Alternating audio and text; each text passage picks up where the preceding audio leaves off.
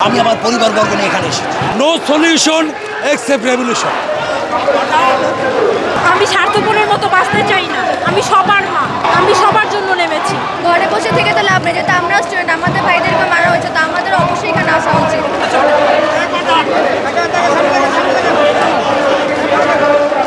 আমরা এসেছি কারণ এখন তো ঘরে বসে থাকার সময় না, আর ঘরে বসে আপনার তো আন্দোলন না, ঘরে বসে কোনো দাবিই তো আপনি সফল করতে পারবেন না। No solution except revolution. আপনি যদি বিপ্লব না করেন, আপনার দাবি আদায়ের জন্য যদি আপনি মাঠে না যান, মাও তো দুধ দিবে না যদি আপনি না কান্না করেন। আপনি কান্না করলেই তো মা দুধ দেবে।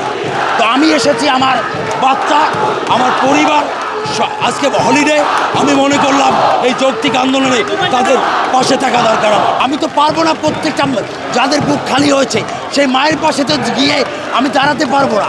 আমি তো রংপুরে যেতে পারবো না, আমি বরিশালে যেতে পারবো না, আমি চট্টগ্রামে যেতে পারবো না।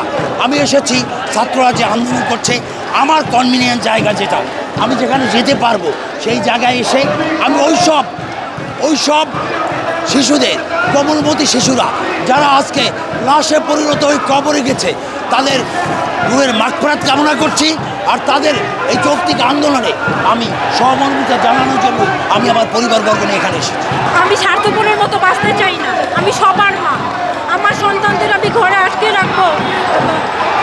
আমি সবার জন্য নেমেছি, বাঁচলে একসাথে বাঁচবো, আর কোনো রক্ত ঝরাতে চাই না। এজন্য প্রতিবাদী হয়ে এসেছি দাবি আদায়ের জন্য। ঘরে বসে থেকে তো লাভ নেই, যেহেতু আমরা স্টুডেন্ট, আমাদের ভাইদের